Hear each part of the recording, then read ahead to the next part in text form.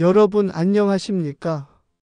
오늘은 우리가 나이를 먹어가며 누구나 한 번쯤 경험하게 되는 근육 감소, 즉 근감소증에 대해 깊이 있게 이야기해 보려 합니다.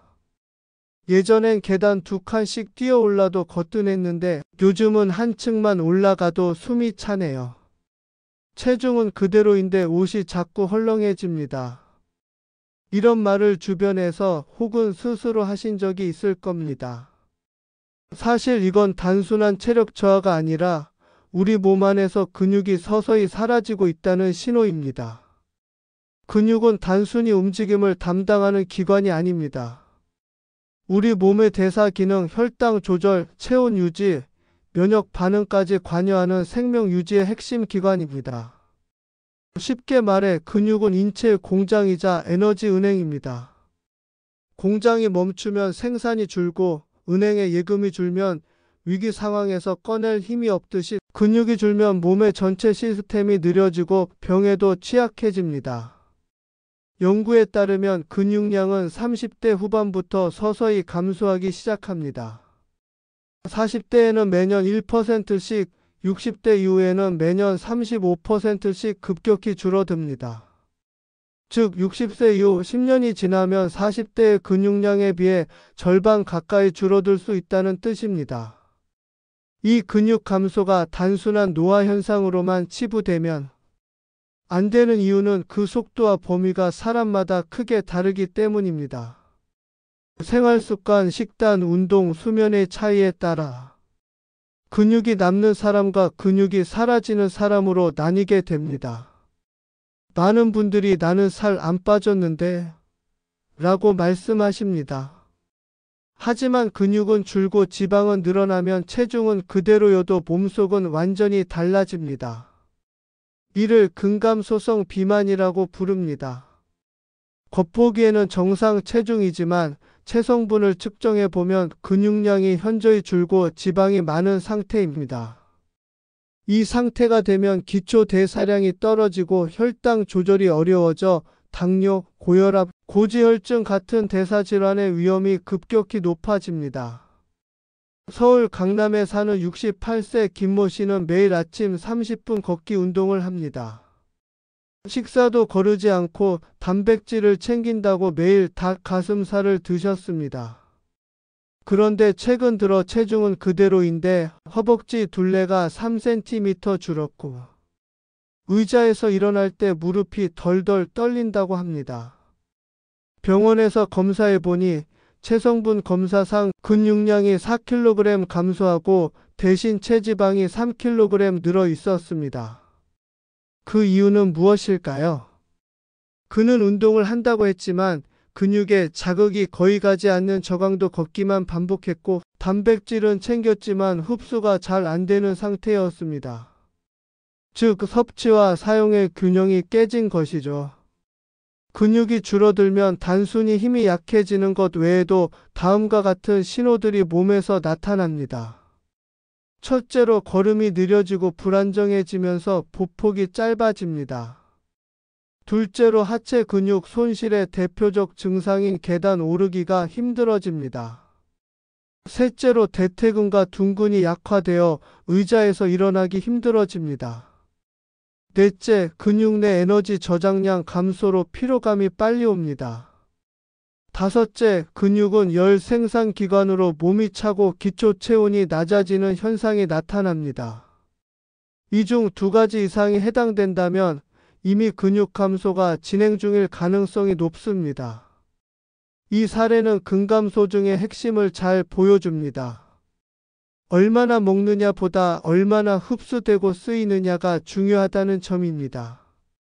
근육이 줄면 활동량이 줄고 활동량이 줄면 식사량도 줄며 그로 인해 단백질 섭취가 부족해집니다. 이게 바로 근감소증의 악순환 고리입니다. 즉 움직이지 않으면 근육이 줄고 근육이 줄면 더 못 움직이는 구조입니다. 이 고리를 끊지 못하면 결국에는 낙상, 골절, 그리고 장기적인 생활 불능으로 이어질 수 있습니다. 희망적인 이야기도 있습니다. 근육은 유일하게 나이 들어도 회복이 가능한 조직입니다. 70대, 80대 노인이라도 올바른 영양과 운동을 병행하면 근육 단백질 합성률이 젊은 층의 70에서 80%까지 회복될 수 있다는 다수의 연구 결과가 있습니다. 즉, 늦지 않았습니다. 중요한 것은 근육을 만들 수 있는 환경을 다시 조성하는 것입니다. 그 환경의 첫 번째 조건이 바로 단백질 흡수력 회복입니다.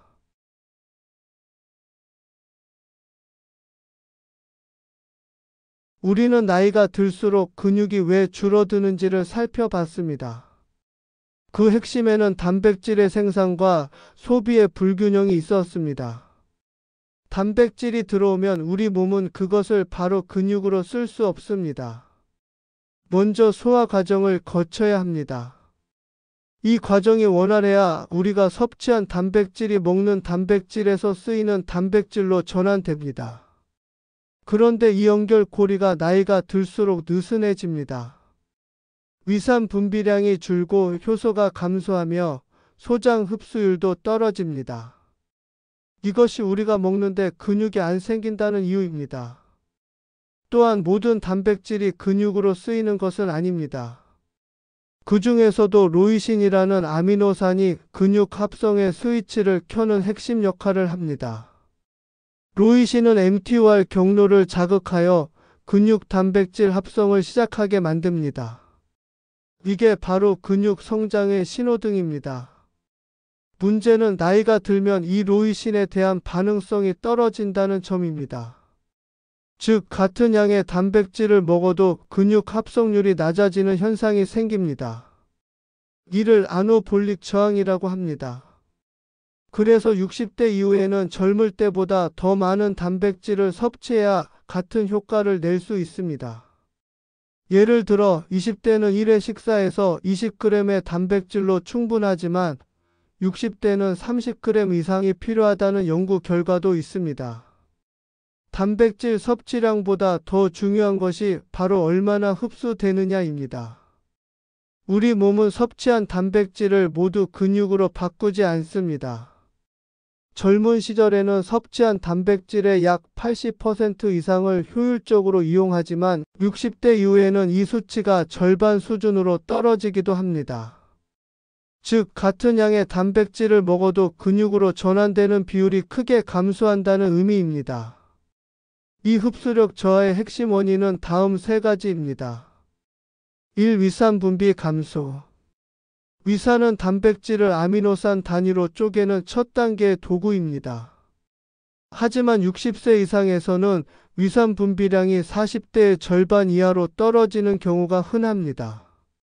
위산이 줄면 단백질이 충분히 분해되지 않아 소장에서 흡수되는 효율이 떨어지고 아미노산 손실이 발생합니다.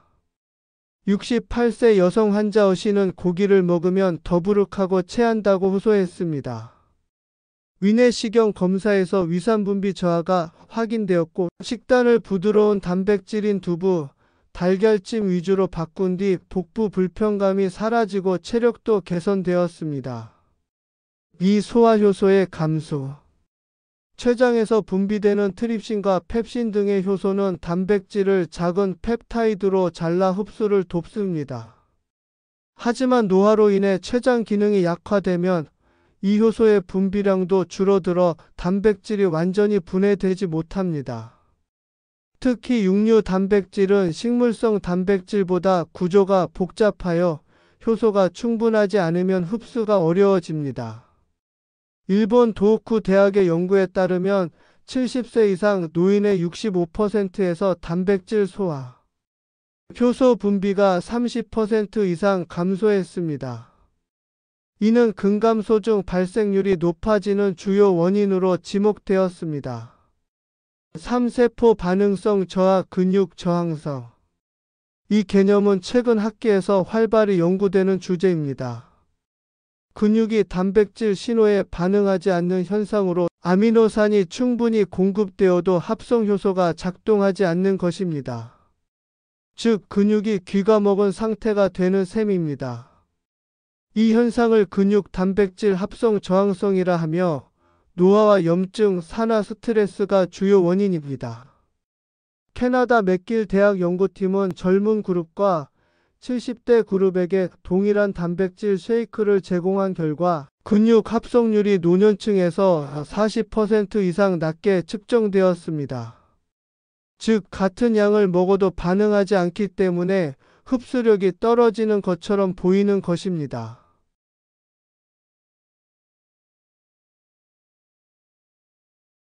여러분, 나이가 들수록 단백질을 얼마나 먹느냐보다 어떻게 먹느냐가 훨씬 중요해집니다. 같은 단백질을 먹더라도 어떤 음식과 함께 먹고 어떤 방법으로 조리했는지에 따라 흡수율이 크게 달라지기 때문이죠. 특히 60대 이후에는 위산과 소화효소 분비가 줄어 단백질이 온전히 흡수되지 못하고 배출되는 경우가 많습니다. 그래서 오늘은 먹는 기술, 즉 음식으로 단백질 흡수력을 높이는 전략을 알려드리겠습니다. 단백질은 열을 가하면 구조가 변하면서 소화효소가 더 잘 작용하게 됩니다. 따라서 삶기, 찌기, 조림처럼 수분이 함께 작용하는 조리법이 가장 좋습니다. 예를 들어 삶은 달걀은 날달걀보다 흡수율이 약 90% 이상 높습니다. 또 황태국, 두부조림, 생선찜처럼 부드럽게 조리된 단백질은 노년층에 위에도 부담이 적습니다. 반면 튀기거나 태운 고기, 생달걀, 생콩은 흡수를 방해하는 항영양소나 변서, 단백질이 많아 피하는 것이 좋습니다. 조리법 하나만 바꿔도 흡수율은 2배 가까이 달라질 수 있습니다. 단백질은 단독으로는 잘 흡수되지 않습니다. 탄수화물, 비타민, 미네랄 같은 조력자와 함께 먹어야 근육으로 흡수됩니다. 예를 들면 닭가슴살 한 조각만 먹는 것보다 닭가슴살과 고구마, 브로콜리, 그리고 김치 한 젓가락이 훨씬 흡수율이 높다는 뜻입니다. 서울에 한 70대 남성 환자분이 있었습니다. 매일 닭가슴살을 먹었는데도 근육이 빠지고 체력이 떨어진다고 호소하셨죠. 검사를 해보니 위산 분비가 약하고 식사 시간 간격이 불규칙하며 단백질을 한 끼에 몰아서 드시던 습관이 있었습니다. 그래서 식단을 이렇게 조정했습니다. 아침에는 계란 1개와 두부조림에 미역국을, 점심에는 닭 가슴살 100g에 시금치 무침과 밥 반 공기로 식사하고 저녁은 황태국에 구운 연어 한 조각과 요구르트로 하였습니다. 그리고 식사 중 물을 많이 마시지 않도록 지도했습니다. 그 결과 2달 만에 체중은 거의 변하지 않았지만 근육량이 1.5g 증가했고 피로감이 현저히 줄었습니다. 이건 흡수력이 개선되면서 먹은 단백질이 진짜 근육으로 쓰이게 된 결과입니다. 여러분, 우리가 60세가 넘으면 음식의 종류보다 먹는 순서, 조리법, 타이밍이 훨씬 더 중요해집니다. 단백질은 충분히 섭취하는 것도 중요하지만 그보다 더 중요한 건 내 몸이 그걸 얼마나 받아들일 수 있는가입니다.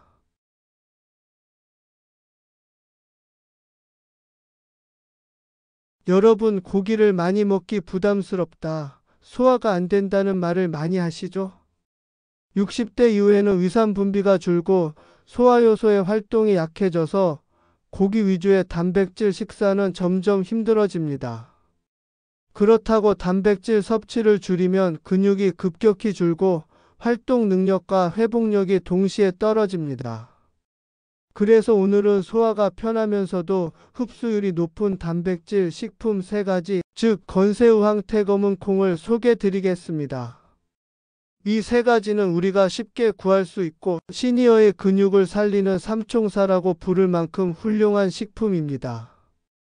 첫 번째 음식은 건새우로 작지만 강력한 단백질 덩어리입니다. 먼저 건새우입니다.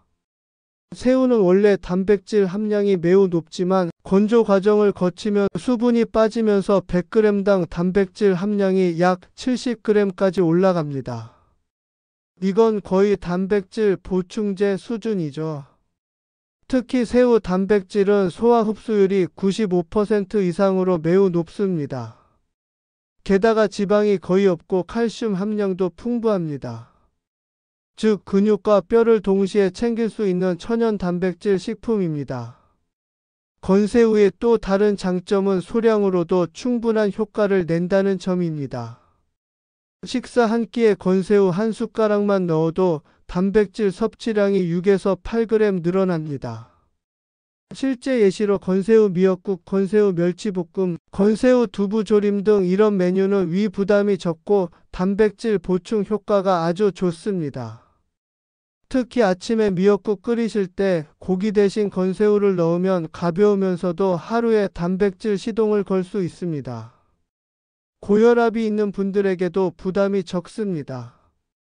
두 번째, 고단백 음식은 황태로 간을 쉬게 하면서 근육을 채우는 단백질입니다. 황태는 단백질의 질이 매우 높고 가열에도 변성이 적어서 흡수율이 거의 100%에 가까운 단백질 식품입니다. 게다가 지방 함량이 낮고 간 기능을 도와주는 아미노산인 메티오닌과 시스테인이 풍부합니다. 이 두 성분은 간에서 단백질을 해독하고 근육 대사를 원활히 만들어줍니다. 즉 간이 약한 어르신이나 술을 즐기시는 분들에게 특히 좋은 단백질 식품입니다. 또 하나 주목할 점은 황태의 단백질은 열을 가해도 쉽게 변하지 않아 조리 손실이 거의 없다는 것입니다. 끓이거나 구워도 단백질이 안정적으로 남습니다. 예를 들어 황태국은 단백질과 수분을 공급함과 동시에 숙취 해소에도 좋습니다. 황태 채무침은 단백질 공급과 더불어 칼륨과 나트륨까지 균형 있게 공급해 줍니다. 황태전은 달걀과의 조화로 단백질을 보완해 줍니다. 이렇게 조리법에 따라 단백질 흡수율이 더 높아질 수 있습니다. 특히 황태와 달걀 조합은 매우 훌륭합니다. 달걀의 라이신이 황태 단백질의 부족한 부분을 보완하면서 완전 단백질 수준으로 끌어올려 줍니다. 실제 환자분 중에 간 수치가 높아서 고기를 줄인 72세 남성분이 계셨습니다. 이분께 황태국, 계란찜, 두유 한 컵 식단을 권했더니 3개월 후 간 수치는 안정되고 근육량도 소폭 증가했습니다. 황태는 단백질을 먹으면서도 간을 지키는 대표적인 식품입니다. 마지막 세 번째 고단백 음식은 검은 콩으로 혈관과 근육을 동시에 지키는 단백질입니다. 검은 콩은 단백질 함량이 35에서 40%까지 달하지만 그보다 더 중요한 것은 아미노산 구성의 균형입니다. 검은 콩에는 리신, 페닐알라닌, 발린, 류신 등 근육 합성에 관여하는 필수 아미노산이 풍부합니다. 특히 류신은 근육 합성을 직접 자극하는 성분으로 운동을 하지 않아도 근육, 단백질 생성 신호를 활성화시킵니다. 게다가 검은 콩 껍질에는 안토시아닌이라는 강력한 항산화 물질이 들어있어 근육세포의 노화를 늦추고 혈관 탄력성을 유지해 줍니다. 즉 근육과 혈관을 동시에 관리할 수 있는 단백질 식품입니다. 검은 콩은 조리법에 따라 효과가 달라지는데 가장 좋은 방법은 삶거나 볶아서 먹는 것입니다. 날로 갈아 마시면 흡수율이 떨어지고 삶은 후 식혀 먹으면 소화가 더 잘 됩니다. 활용 예시로는 반 공기만 섞어도 단백질 6g이 추가되는 효과가 있는 검은콩밥, 검은콩 두유, 오후 간식용으로 볶은 검은콩, 검은콩 조림 반찬 등이 있습니다. 특히 검은콩과 현미 조합은 완전 단백질 구성을 이루며 혈당 변동도 완만하게 만들어 줍니다.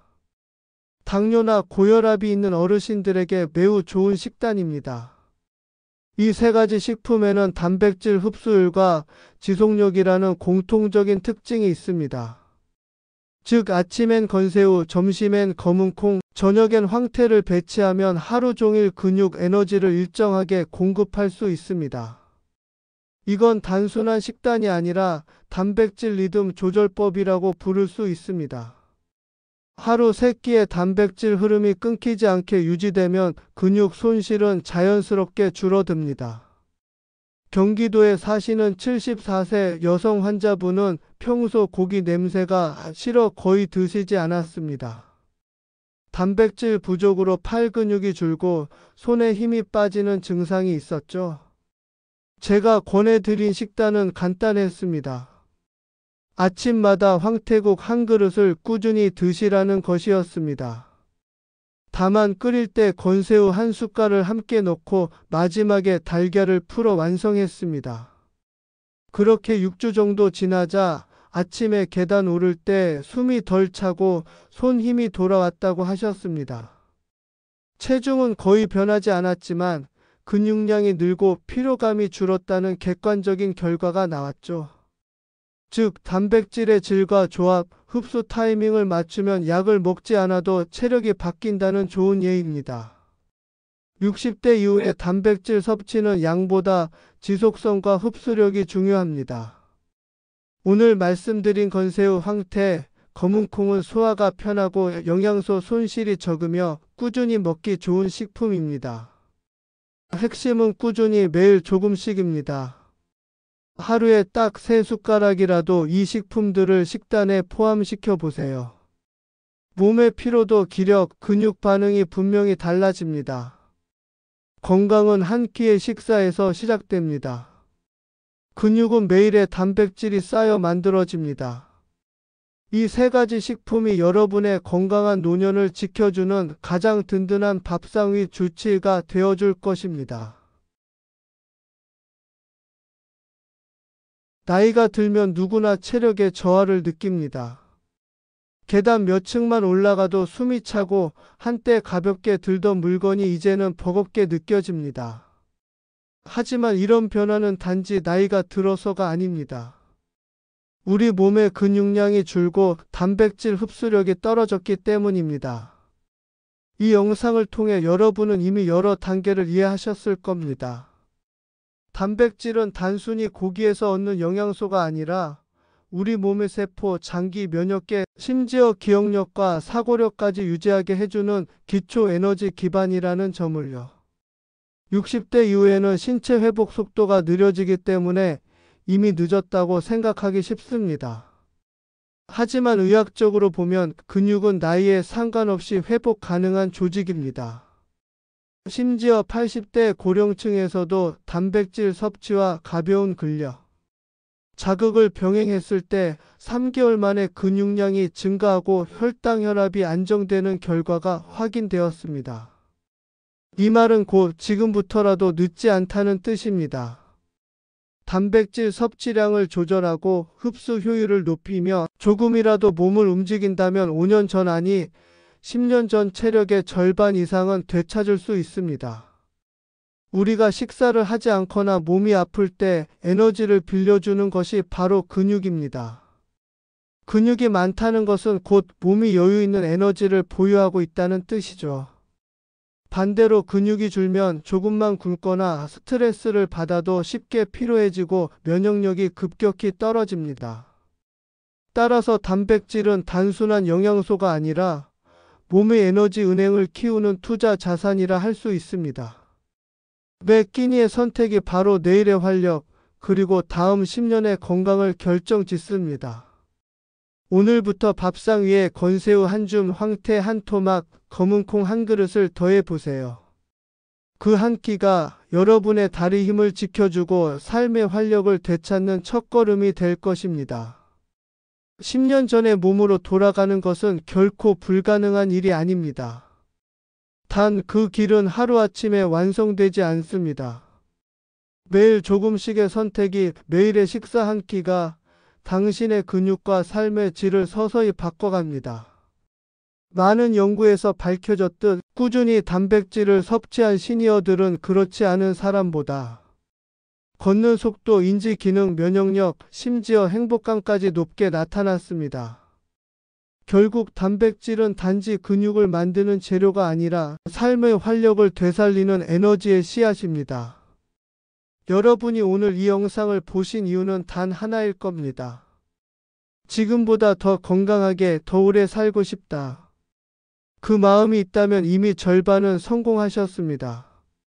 이제 남은 절반은 실천입니다. 몸이 원하는 단백질을 채워주고 흡수력을 높이는 식습관을 유지하며 매일 조금이라도 움직이세요. 그렇게 한 달, 석 달, 그리고 1년이 지나면 거울 속에 있는 당신의 모습이 달라질 것입니다. 그리고 그때 이렇게 느끼게 될 겁니다. 아, 정말로 10년 전의 나로 돌아왔구나. 지금까지 시청해 주셔서 감사합니다.